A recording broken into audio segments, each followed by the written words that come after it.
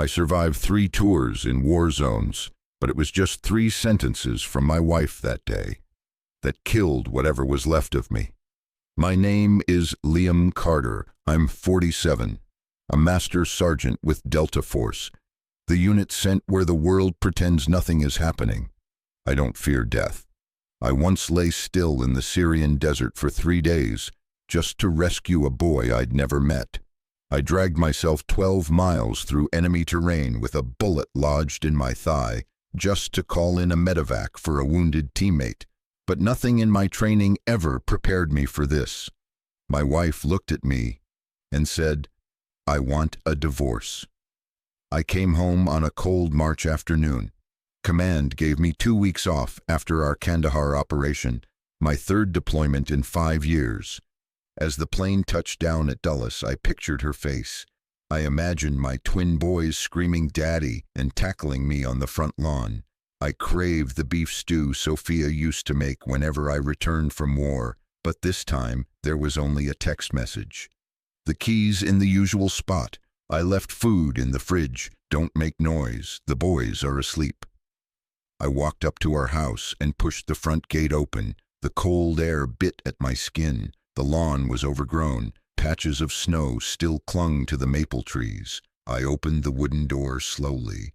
The same warm yellow light spilled across the oak floor. Everything was exactly where I left it. The tiny shoes by the door, the photo of our wedding on the bookshelf, the striped rug Sophia picked out when we first moved to Virginia.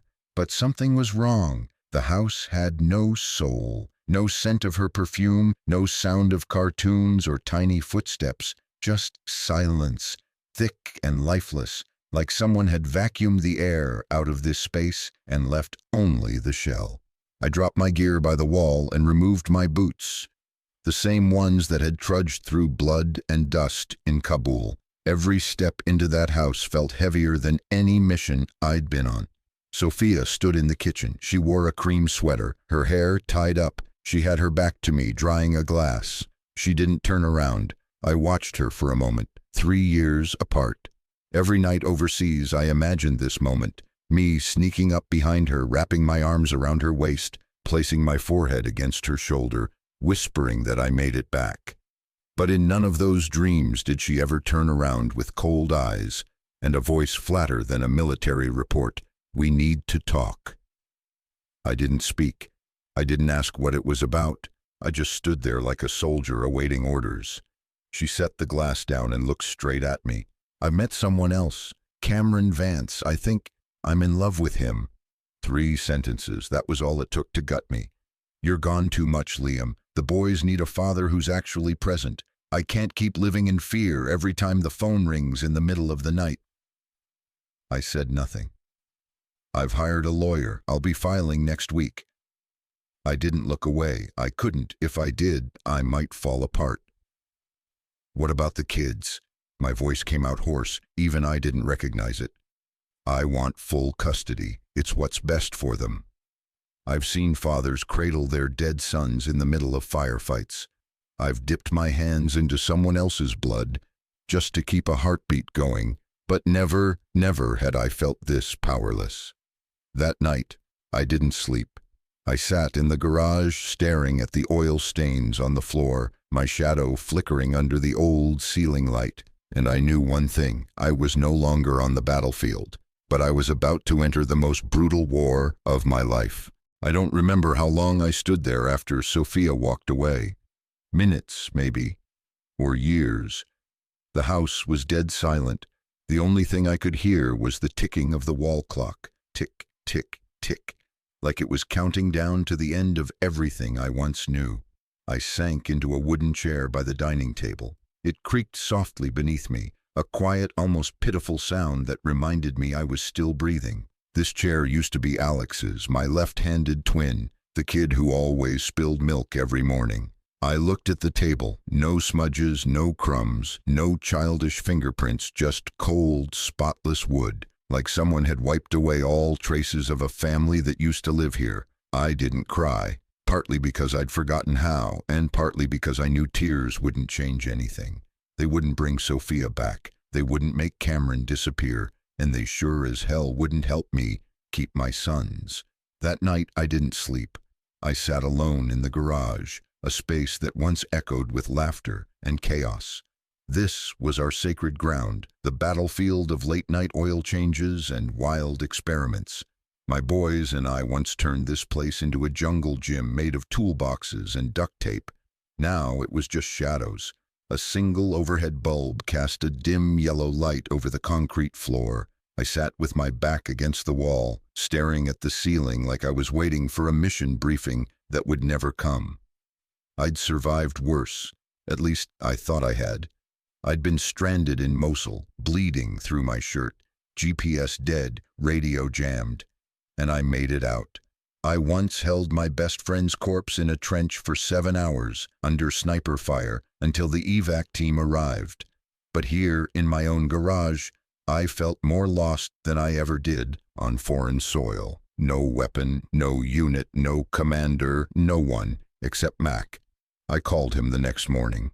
"Mac, I need to see you. I'm at the garage. Whiskey or coffee?" "Both." Mac was the only man I trusted after Sophia. We'd gone through a decade of fire together in Delta Force. He stood beside me at my wedding.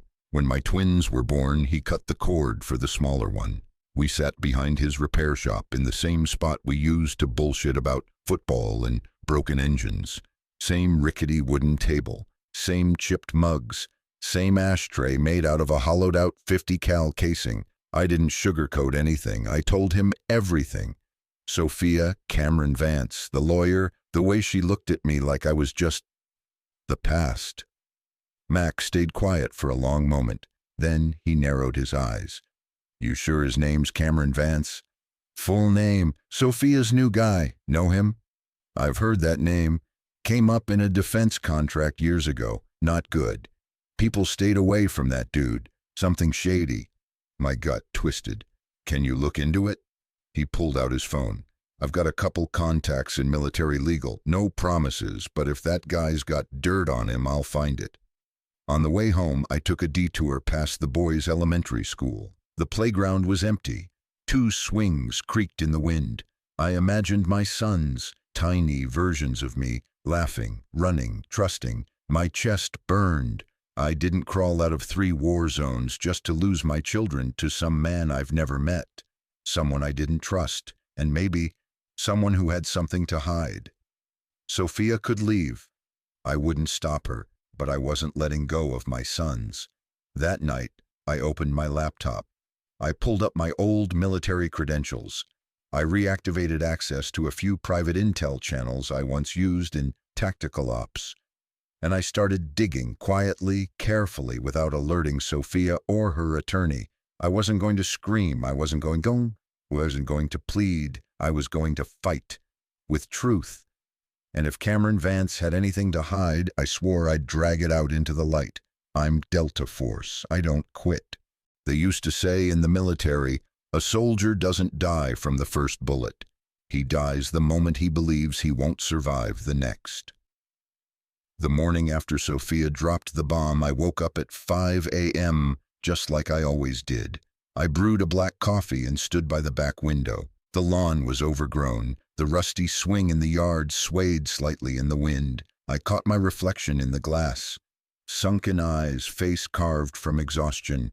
But my hands were steady. No tremble, no collapse. I couldn't change the fact that Sophia had left, but I could decide how I was going to respond to that fact. I called David Miller. I'd heard of him through a fellow soldier who went through a brutal custody battle during active duty. David wasn't the flashy type. No tailored suits, no fake smiles. He was cold, efficient, and absolutely ruthless in court. His office sat above a tire shop, no sign out front, no walk-ins allowed. Our first meeting lasted less than 20 minutes. "I want full custody," I told him, "of both boys." David flipped through the file I brought.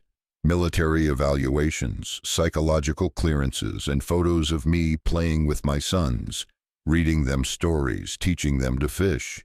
"She's going to argue abandonment, instability, PTSD," David said flatly. "I'll need evidence to the contrary, that you're a stable, committed father, and that Cameron Vance is a problem. I nodded. I'm already looking into him. David stared at me for a long second. You're not bluffing? I used to run black recon missions behind Taliban lines, I said. I know how to find the truth without leaving fingerprints. For the first time, David gave the faintest curl of a smile. Not approval, but recognition. I was now his client, and he was in. That afternoon, I drove to my mother's place. She lived 20 minutes outside the city in a 2-story wooden house by a lake. When I arrived, she was watering her garden. She saw me, stared for a long moment, then handed me the spare key. Stay as long as you need, she said. I sat on the porch, watching the sunlight shimmer across the lake. Sophia wants full custody, I told her. She squeezed the hose nozzle tight. You're not going to let that happen. That night, we had dinner together, just the two of us. No uniforms, no battlefield talk. Just a mother and a son trying to find something steady again. You've risked your life for this country, she said softly. Now it's time to fight for your family. I nodded. I'm not doing this to get back at Sophia. I'm doing it for the boys. They deserve to know the truth and to have a father who doesn't give up. That same night, I made a plan. I broke it into 3 parts. 1. Legal strategy. Coordinate with David to dismantle every argument Sophia's legal team would throw. 2. Intel gathering. Work with Mac to dig into Cameron Vance quietly and thoroughly. 3. Fatherhood proof. Compile every memory, every photo, every video, every message I'd ever kept that showed who I really was. I didn't sleep much, 3 hours a night, tops. The rest, I worked. I outlined timelines, mapped contact points, backed up data. I didn't do it out of rage. I did it with clarity and conviction. A week later, Sophia called. I heard you hired a lawyer, she said. I did. I don't want this to turn into a war, Liam. I just think I should have custody. I kept my voice steady. Then you'd better prepare yourself, because you're about to see what I do when I fight with no one left beside me. The line went quiet. Maybe she was shocked I wasn't begging. Maybe for the first time she was afraid. I ended the call and stood up. In my mind, there was no more Sophia, no more Cameron, only 2 little boys, and the weight of what it meant to be their father. I'm a soldier, but more than that, I'm a dad, and no one, not even the woman who once stood at my side, gets to take that away from me. There's a rule we learned early in Delta Force. You can't take down a target unless you understand what you're up against. And I knew that if I wanted custody of my sons, it wasn't enough to prove I was a good father. I had to prove that Cameron Vance wasn't who Sophia thought he was. 3 days after the call with Sophia, I met Mac at a rundown diner near Fort Bragg, the kind of place we used to hit after night drills. Same red and white checkered tablecloths, same chipped coffee mugs, same black coffee so strong it could stand a spoon upright. Any leads? I asked as Mac set down our cups. He's clean, too clean, Mac muttered, frowning. Not the real kind of clean, the someone scrubbed this guy's trail kind. I leaned forward. What do you mean? He's listed as a defense contractor, sure, but only on short-term contracts. Internal review once flagged him for financial reporting violations. The file disappeared. No photos, no real digital footprint, no social media, barely any public records over the past 3 years. I nodded slowly. To most people, that might seem like nothing, but to me, to someone who used to track targets through smoke and fire, every gap meant something. Something was off. I started drawing a relationship map.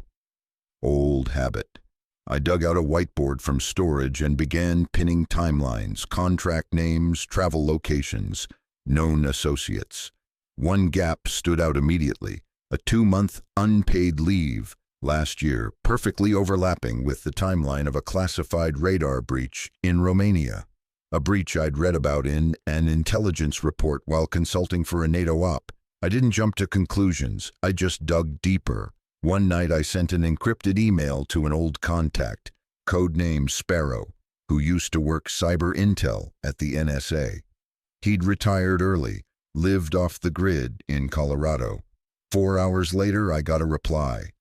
Vance accessed servers tied to the Pegasus project, not public info. But there's a trace. He's not military, not tech, unknown role. Be careful. I stared at the message. Not military, not tech. Then what the hell was he? I drove straight to Mac's house. I brought printouts, notes, my whiteboard, everything. We spread it across his kitchen table like two operatives preparing to take out a high-value target. I think he was involved in the Romania breach, I said, and Sophia is living with him. Mac swore under his breath. If you're right, this isn't just about custody. No, it's not. I called David the next morning. I'm investigating Vance. He may be tied to a national security leak. There was silence on the other end before he asked, do you have proof? Not confirmed, but I'm closing in. Be careful, Carter. This isn't Kandahar. The court doesn't deal in suspicion. It deals in facts. I know what I'm doing. David didn't object, but he warned me not to let Sophia's side know what I was doing. If they feel threatened, they'll strike first. I returned home and looked in the mirror. My face was leaner, eyes darker, but there was something back in my stare, focus. The pain was gone. In its place was clarity. I knew what had to be done. I knew who I was up against, and I knew that if I didn't act, my sons might end up living under the roof of a man more dangerous than anyone realized. I pulled out an old USB drive, one I used to store black site debriefs. No internet, no traceable software. I created a new folder. I named it Truth, and I typed the first line, Target Cameron Vance, strip the mask. The real battle began the moment I received Sophia's first legal packet. 82 pages. It included her custody petition, accusations of emotional instability, selectively clipped emails, a statement from a preschool teacher who met me once during a parent conference, and, most damning, a declassified psychological note from a 2018 deployment citing brief anxiety symptoms following teammate death. David placed the file on the table and tapped the cover twice. They're building a psychological profile, he said, turning your profession into a weapon, painting you as unstable, dangerous. I didn't flinch. I just felt cold. Good, I said. The clearer the target, the sharper I aim. That night, I didn't go home. Instead, I drove to my mother's lake house, the place I'd been using as a temporary base. She was away visiting friends in Maine, and the house was completely silent. No children, no laughter, no warmth. Just wind outside the windows and a single table lamp casting a long shadow on the wooden walls.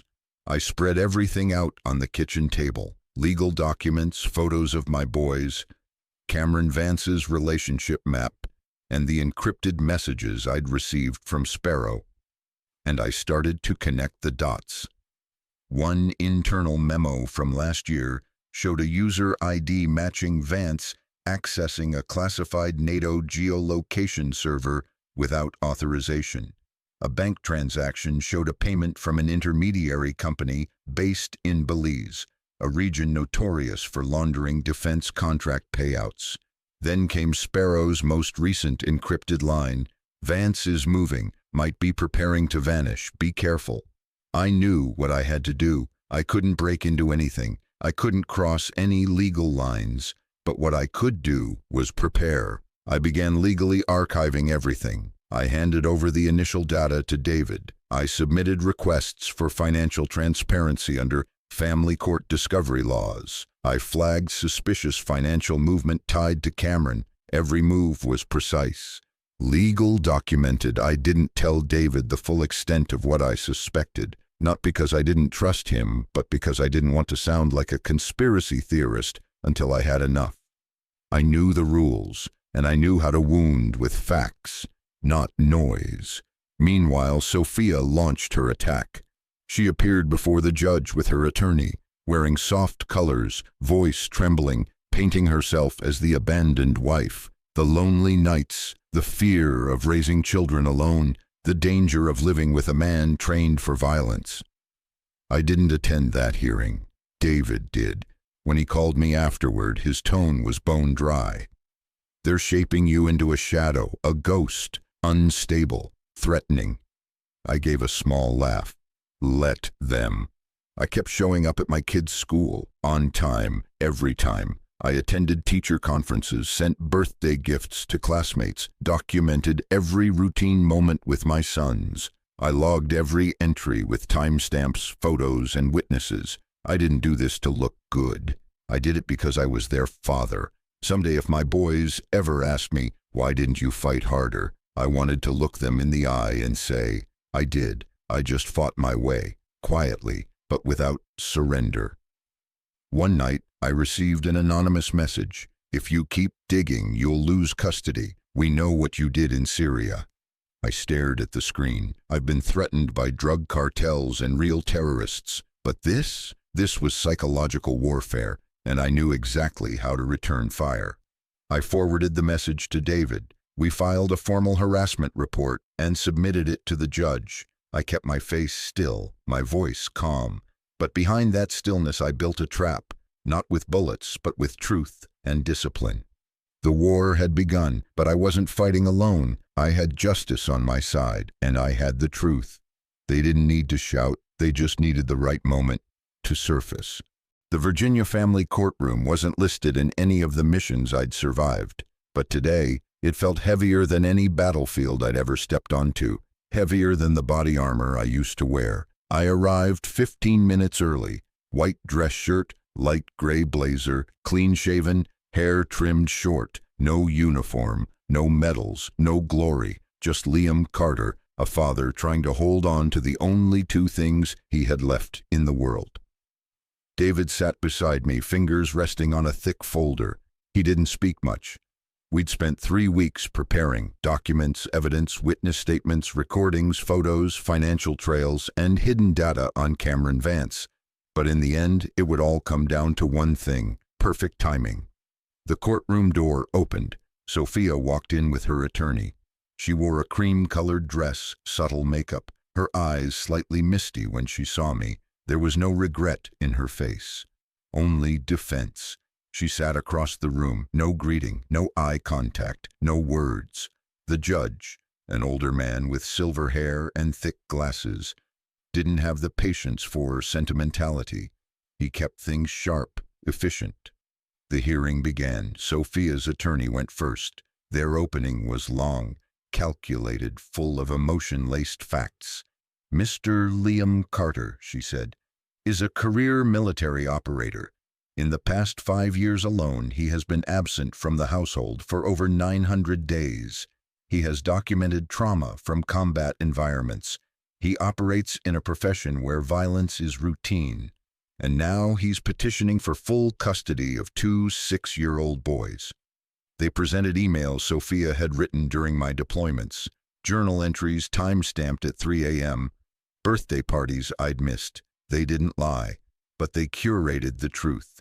They carved out just enough to build a portrait, a father who was distant, cold, unstable, unfit. I didn't react, I just listened, like I'd listened to gunfire through walls, waiting for the right time to return fire. David jotted down a few notes beside me, then he gave me a subtle nod. "Our turn," he whispered. I stood. The courtroom grew still, no unit behind me, no radio chatter, just me, alone, stepping forward like I had so many times before. I looked straight at the judge. "Permission to speak, Your Honor." He nodded. I walked to the witness stand, carrying a thin folder in my hand. "Your Honor, I won't deny that I've been away. I won't deny that my job is dangerous. But not for 1 second, not 1 day, have I ever forgotten that I'm a father." I pulled out a photo, me and my boys laughing in the woods, mid-tent setup, then a short video clip, the twins reading my letter from Afghanistan. One by one, I laid them out. Messages, call logs, voicemails, photos, request forms for leave, packages sent home, even handwritten journals addressed to each of my sons. Things no one else had ever seen. The room began to shift. Sophia's eyes flickered. Her attorney scribbled notes furiously, as if trying to rewrite their strategy on the fly. Then David stood and placed the final folder on the table. I looked at him. He gave a single slow nod. It was time. David stood up slowly, then opened the final folder. The air in the courtroom changed. Tight, heavy, as if someone had turned down the oxygen without warning. He didn't need to raise his voice, just a look, just a sentence, just a nod from me. "Your Honor," David said, his voice clear and calm, "we request to submit additional evidence, documents that directly affect the safety of the children and the custodial fitness of the petitioner." The judge looked up. "Proceed." David laid each page on the table. Every sheet bore red seals, reference numbers, internal codes, documentation no civilian attorney could access unless something serious was on the line. Sophia frowned. Her lawyer leaned over, scanned the documents, and froze. "We now submit verified records," David continued, "showing that Mr. Cameron Vance, the man currently cohabiting with Mrs. Sophia Carter, was previously investigated by the U.S. Department of Defense for unauthorized access to secured military systems and suspected transfer of sensitive intelligence to entities outside the United States." A sharp murmur rolled through the room. David paused, letting the silence thicken. "These activities were initially shelved due to insufficient evidence, but the case has been reopened following renewed signs of covert behavior under a false identity. Recent data breaches directly linked to devices associated with Mr. Vance." I didn't flinch. No one spoke. The courtroom froze. Sophia turned toward her attorney, pale and rattled. She whispered something. He didn't answer. He was too busy flipping through his notes like a drowning man grasping for rope. David added, "Our source has confirmed that Vance recently attempted to relocate, possibly preparing to disappear. This was reported to federal authorities last week." The judge stiffened. "Is this corroborated?" David nodded. "Sealed documentation submitted, and federal agencies have been alerted." Right then, two federal agents in dark suits walked through the courtroom door. One flashed a badge. The other spoke with icy precision. "Mr. Vance, under the authority of the Intelligence Reform and Terrorism Prevention Act and Title 18 of the U.S. Code, you are under arrest for suspected violations of national security laws and unauthorized breach of federal military systems." The room detonated in stunned silence. Sophia bolted upright. "No, Cameron, he didn't do anything." One agent stepped toward her. "Ma'am, we'll need you to accompany us for questioning. You may be a witness or involved party." "No, I didn't know. I swear, I didn't know anything," she cried, backing away. And in that moment, the entire image she'd carefully constructed, the loyal, struggling mother, collapsed. I still didn't speak. I didn't blink. No gloating, no fist pump, no rage. I just sat and watched the woman who once said forever fall to pieces beside a man who never should have come near our children. But I didn't feel triumph. I felt something simpler, closure. The judge brought the room back under control. He turned to David, then to me. "In light of the new evidence, the court hereby suspends all custodial rights held by Mrs. Sophia Carter and grants Mr. Liam Carter full custody, effective immediately. Further petitions will be reviewed after the federal investigation is complete." No applause, no celebration, just consequence, clean, lawful, and cold as steel. Sophia sat back down, her shoulders slumped, her eyes blank. Her attorney didn't look at anyone. And me? I exhaled. A deep, silent breath I'd been holding for far too long, not because I'd won, but because my sons were safe. The hearing ended at 10:47 a.m. The sky outside was a startling shade of blue, as if the world hadn't just cracked open inside that sterile courtroom. I stood in the hallway, back against the wall, staring out at the nearly empty parking lot. I didn't feel triumphant. I didn't feel relief. I just felt still, a kind of silence I hadn't felt in years. Sophia left the courthouse through the back exit. No reporters, no friends, just her pale face, hands clenched tight around a handbag, like she was holding on to the last intact piece of a life that had quietly shattered. Cameron didn't walk out at all. He was escorted out by 2 federal agents, head down, face obscured behind dark sunglasses. I didn't look after him, because to me, he had never truly existed.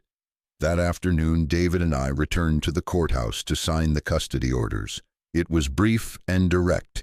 Liam Carter, granted full legal custody of minor children Alex and Ben Carter. Sophia Carter, temporarily suspended from all visitation and parental contact pending further investigation. Any future appeals must go through family court and be reviewed by a court-appointed monitor. David glanced at me after the last signature.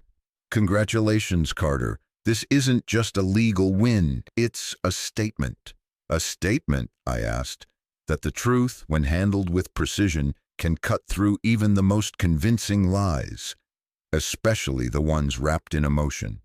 I nodded. I didn't win because I was smarter. I won because I didn't stop.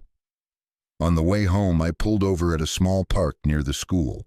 I sat on a bench watching my boys play on the swings, one pushing, the other laughing, unaware of what had just happened. And maybe that's how it should be, because everything I'd fought for wasn't so they'd understand me. It was so they wouldn't have to live in a lie. I let my hands rest in my lap. No rifle, no mission brief, no radio in my ear, just one purpose now, to hold on to this peace. That night, I read 2 stories to them. No war, no betrayal. Just 2 lost bear cubs who found their way home, where their father had always been waiting. Ben looked up at me and asked, "Dad, are you going anywhere tomorrow?" I paused, then smiled. "No, I'm right here." The next morning, headlines rolled across digital feeds. Defense contractor Cameron Vance arrested for violations of national security. Romantic partner, a military spouse under investigation, temporarily stripped of parental rights. My name wasn't mentioned. I preferred it that way. I wasn't looking to be a headline. I just needed to be what I always was, a father who refused to lose. 1 month after the hearing, I moved to a quiet suburb north of Charlottesville, into a 2-story wooden house overlooking a grove of oak trees, just 3 minutes from the boys' new school. No media, no questions, no one knew who I was. And that was exactly how I wanted it. The house wasn't big, but it was enough for the 3 of us. There was a small office, a front porch where I could drink my morning coffee, and a backyard patch where I planted tomatoes. Ben said, "It was so we can make our own spaghetti sauce, Dad." I spent the first 2 weeks fixing things, replacing loose doorknobs, repainting the kids' rooms, installing shelves. No contractors, no help. Not because I couldn't afford it, but because I needed to build this place with my own hands. I needed to know that this home wouldn't fall apart like the last one did. The boys adjusted faster than I expected. They played soccer after school, did homework at the kitchen table, and fell asleep on the couch while I read bedtime stories in a hoarse whisper. Every night, one of them, sometimes both, would ask me the same question. "Dad, are you going anywhere tomorrow?" And every time I'd say, "No, I'm here." Just 3 words, but they were everything I wanted them to know, everything I had fought for. Every morning I walked them to school. One day, a fellow parent pulled me aside during drop-off. "Your kid's great," she whispered. "He told the class you're his hero." I smiled. I'm just the guy doing the right thing. As for Sophia, I heard she dropped the appeal after federal investigators expanded their inquiry into her potential complicity with Cameron's actions. She wasn't charged, but her name made the news. Social media did what it always does. Old photos resurfaced. Judgment came fast. She was quietly let go from the creative director job she once loved. One article described her as a woman who once had everything and lost it all chasing the wrong man. I didn't comment. I didn't defend her, but I didn't mock her either. I just felt something like sorrow, not because she failed, but because she broke herself and may never face what she became. One night I found Alex standing quietly by the window, hugging his old stuffed bear. "Do you miss Mom?" I asked. He nodded. "I don't hate her. I just don't get why she chose that man." I didn't answer right away. I sat beside him. "You don't have to hate her," I said softly. "But just remember, when someone chooses lies, they lose the most honest things in their life." Alex was quiet for a moment, then leaned into me. "Ben and we're real, right?" I held him close. "More than anything. I'm no longer a soldier." I declined an offer to return as an instructor. Instead, I took a job as a counselor for military families. Men and women going through the same storm I survived. I don't tell them about myself. I just listen. Sometimes that's the only thing people need.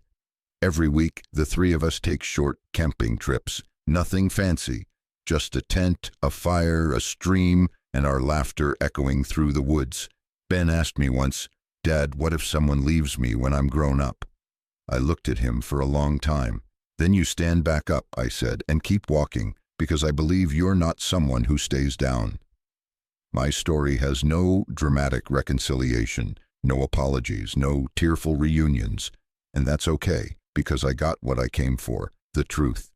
In the end, it wasn't rage, it wasn't revenge, it wasn't a courtroom win or a public fall from grace. It was truth.